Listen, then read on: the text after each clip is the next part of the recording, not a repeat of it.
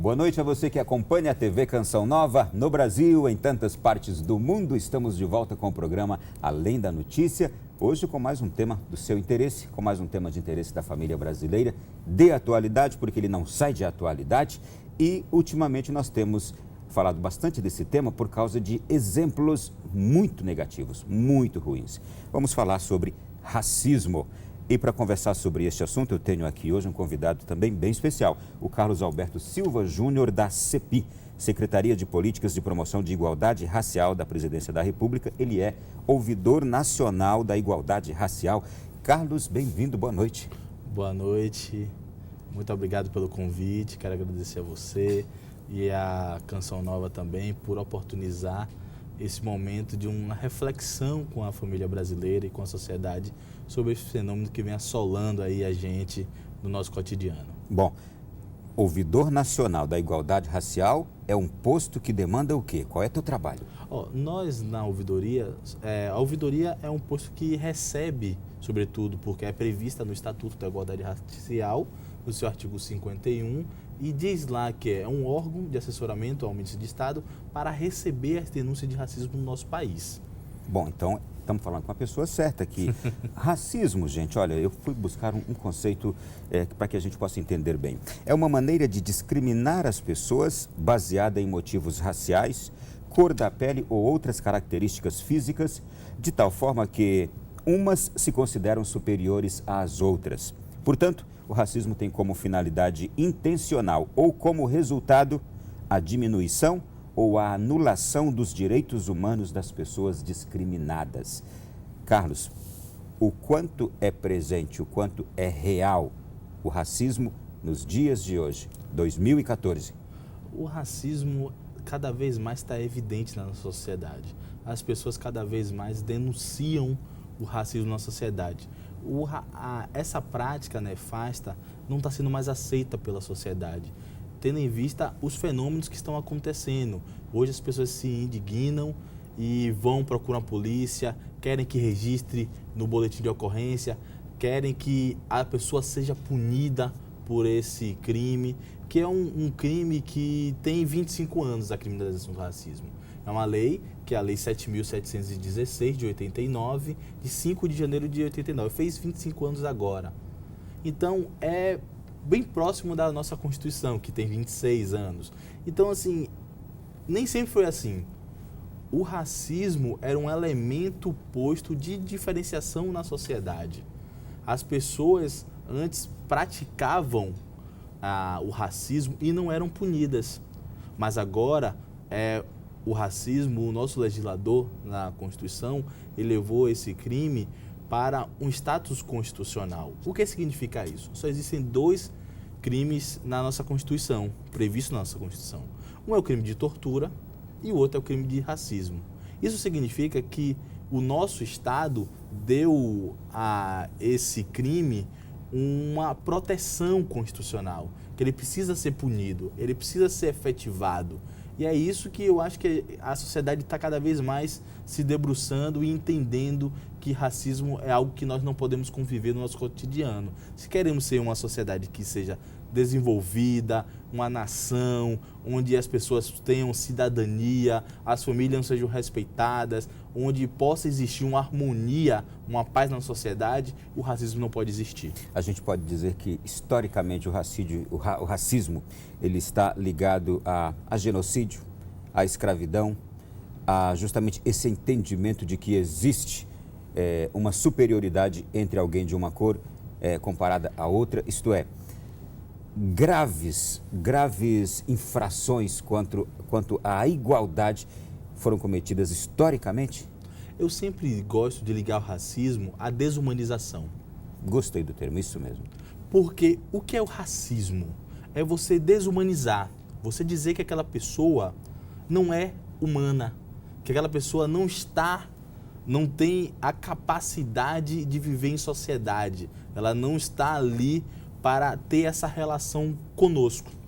E aí a gente pode usar termos que são sempre usados por racismo, que eu posso citar vocês, é macaco, é vaca, entendeu?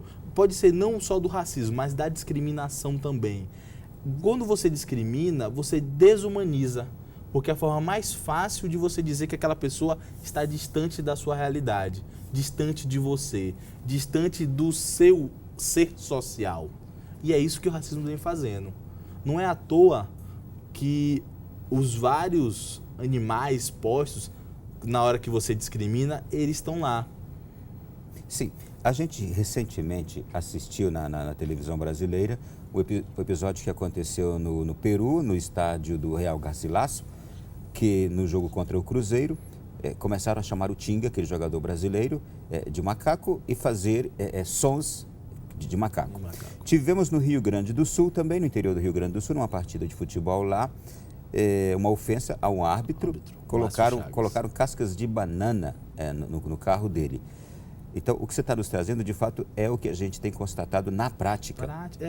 Porque o racismo é assim. E também teve um outro caso, que foi com o jogador Arouca, do Santos também, que também sofreu racismo. E todos esses, você pode olhar, todos esses episódios são episódios que remotam sempre a um animal, dito irracional, não um ser humano, um homo sapiens, como a biologia fala. Não é algo que você consegue equiparar. Sempre ele está numa posição inferior, de não pensar, de estar sempre inferiorizado, estereotipado de forma negativa. A gente deu exemplos do Brasil, mas isso tem sido recorrente em outras partes do mundo.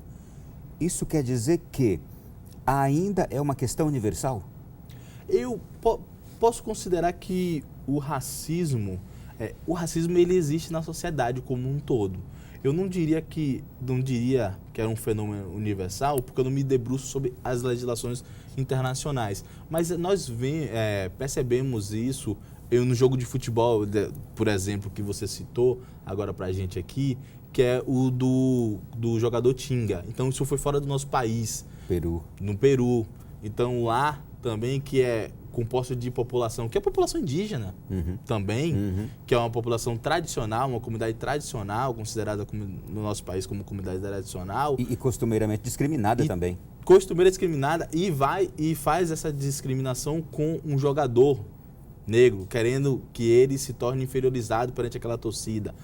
O que podemos extrair disso, e eu acho que é essa a grande questão de extrair, é que a sociedade não tem mais condição de viver com isso. E aí tem convenções internacionais, por isso que também esse fenômeno não é exclusivo do Brasil, convenções internacionais que dão conta da eliminação do racismo, entendeu? A ONU já editou diversas convenções internacionais de eliminação e combate ao racismo, de promoção à população negra como um todo. Temos ordenamentos jurídicos aqui importantes e eficientes no nosso país. Eu te pergunto, o que faz persistir esta prática racista em nossos dias? Este ódio à raça negra, porque é uma espécie de ódio. Quando você, e da forma deliberada, faz uma ofensa dessas, é uma forma de ódio, de disseminar ódio. O que faz persistir tudo isso? Quando, desde 1965, a ONU já instituiu a Convenção Internacional sobre a Eliminação de todas as formas de discriminação racial. Eu imagino que a partir daí, tantas práticas, tantas políticas foram implementadas no mundo. Temos o advento de tantas personalidades negras hoje importantes no mundo, desenvolvendo papéis importantíssimos, e ainda persiste este ódio, esta prática desta forma. A que se deve essa persistência? Eu gosto de atribuir isso. Nós tivemos 300 anos de escravidão no nosso país. A escravidão acabou formalmente em 1888. Mas em 1890 foi editado o Código Penal dos Estados Unidos do Brasil, que era chamado. E quem é da área do direito, que eu sei que assiste essa TV, sabe que no ordenamento jurídico pátrio, a lei que deve reger é sempre a Constituição e dela derivar as outras legislações. No nosso país não foi assim no início da República. O que aconteceu foi imediatamente ter um Código Penal, sem uma legislação, sem uma Constituição que pudesse reger quais eram os princípios do país. E nesse Código Penal, que foi perverso para a população negra, trazia 2 capítulos que eu acho que nós precisamos destacar aqui, que um era do Mendigos e Ébrios e o outro do Vadios e Capoeira. Todos esses 2 capítulos criminalizavam a população negra como um todo. Um dizia, inclusive, que se as pessoas ficassem vadiando na rua, elas seriam presas pelo Estado. O que significava vadiar na rua? Se você sai da escravidão e a mão de obra era gratuita, forçada, mas era gratuita, e aí passa a ser uma mão de obra que agora vai ser paga privadamente, as pessoas que não queriam pagar. Então, até você ter esse regime de mercado de trabalho demoraria um tempo. Então, as pessoas não queriam contratar. E por não ter onde morar e por ficar ao relento naquela época, quem ficava ao relento era a população negra, porque não tinha onde... Recém-saída do regime de escravidão. E aí você vê o Estado diz, se elas ficarem na rua, elas vão ser presas. Então, essa situação delas serem presas já é um fator de que o negro estava na sociedade e seria preso pelo Estado se ficasse vadiando.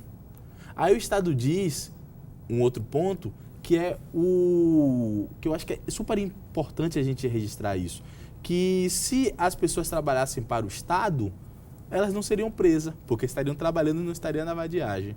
Aí você passa a ter um regime no país no qual as pessoas precisam trabalhar para o Estado para não serem presas. Para além disso, você percebe que as pessoas saíram da escravidão, a perspectiva dela na sociedade eram quase que nulas. E você tem essa discriminação tida dentro da sociedade, porque elas acham que o negro precisa ser tratado como mercadoria ainda. Mas somente em 51, é importantíssimo, que é com a Lei Afonso Aurinos, você tem o racismo como contravenção penal. Não é nem um crime, mas é uma contravenção penal. Hoje não existe mais... Um pequeno avanço, né? Um pequeno avanço. Eu acho que é importante a gente registrar isso. Sim. É um pequeno avanço, mas olha o lapso temporal de 1890, que foi a primeira legislação punitiva. Olha o entendimento cultural, o entendimento humano, como demorou a chegar ao seu ponto. A 51. E só foi, e é importante que a gente entenda isso. Imaginemos como sobreviveram essas comunidades. E somente foi, e é esse fato que eu acho que a gente precisa registrar, e somente foi tido essa lei de contravenção penal porque uma afro-americana foi se hospedar no hotel em São Paulo e não permitiram que ela se hospedasse porque ela era negra. Aí o país ficou de uma forma vergonhosa perante a sua comunidade internacional e precisava dar uma resposta. E a resposta foi fazer uma legislação como contravenção penal. De 51, que foi a primeira legislação, só tivemos a criminalização do racismo após a Constituição de 88, em 1989, em 5 de janeiro, pelo deputado Luiz Carlos Caó, ou Carlos Alberto Caó, desculpe. E como é que a gente consegue entender isso? Consegue entender que a população negra ficou, os movimentos sociais, todo, trabalhando, conseguindo colocar na Constituição, percebendo a importância de criminalizar o racismo para que as pessoas fossem punidas. Mas isso faz com que também você retire essa população do mercado de trabalho. As pessoas sempre... Não é à toa que as pesquisas sobre trabalho colocam a mulher negra sempre na base da pirâmide, como recebendo menos. E daqui a pouquinho eu quero falar contigo sobre isso. Bom, apenas dizendo, a criminalização passou a ser entendida na nossa Constituição a partir de 1988, não é? Sim. A partir de Bom, mas vamos lá, eu quero saber aqui de uma outra coisa de você. O negro continua ganhando menos no mercado de trabalho? Segundo as pesquisas, sim. Que é sempre o homem branco, sim. Mulher branca. Mas se constata isso na prática? Sim, se constata isso na prática. Tem estudos do IPEA, do IBGE, institutos oficiais que demonstram, e não é só uma única vez. O negro continua menos escolarizado? Não necessariamente. Negros com a mesma escolarização que homens negros, com a mesma escolarização que homens brancos, recebem menos no mercado de trabalho. Então, não é só a educação, é o racismo. Eu queria entender de que forma se dá isso, porque eu imagino, por exemplo, vamos pegar aqui uma empresa qualquer, uma empresa de, suponhamos, de autopeças, que tem ali os balconistas todos vendendo as mercadorias, e tem um balconista negro, tem um branco, ou tem 2 negros, 3 brancos. Ali você acha que existe essa prática? É constatada essa prática? Eu não saberia dizer a você nessa questão do branco que está ali servindo com balconista, porque todos esses, eu não estou falando apenas do emprego mais direto com a sociedade, mas também dos empregos de alto escalão, que é os empregos que precisam ter referências no nosso país. Entendi. Desses empregos, que são empregos que não têm uma jornada, que não têm uma hora trabalhada específica, que são os empregos de chefia, que você negocia o valor do salário com as empresas, esses empregos foram constatados sim. Esses empregos que são empregos mais formais e cotidianos da sociedade, que é o do balconista, que é da pessoa que trabalha como telemarketing, ou esses empregos, não desmerecendo esses empregos, são empregos importantes. Eu imagino que legalmente esses não haveria ali uma abertura para que houvesse essa discriminação, né, em empregos como esse. Agora, eu entendi perfeitamente os exemplos que você deu, naqueles cargos que são confiados. Sim, mas são várias variáveis. A primeira variável que é importante a gente ter é que muitos desses empregos não aceitam negros. Também se constata isso? Muito, sim. Inclusive, tem uma pesquisa no governo federal... Eu posso deixar esse assunto para o próximo bloco? Claro, por favor. Então já você me traz essa pesquisa no próximo bloco e eu quero daqui a pouquinho conversar com o Carlos também. O que ofende você chegar, negritude, e aí, negão? O que ofende? O que é brincadeira? O que aquilo passa de fato? O que seria um racismo branco? Isto é, algo que se torna de fato uma prática carinhosa, uma prática de amor. E digo nesse trato, nesse relacionamento cotidiano. Já no próximo bloco.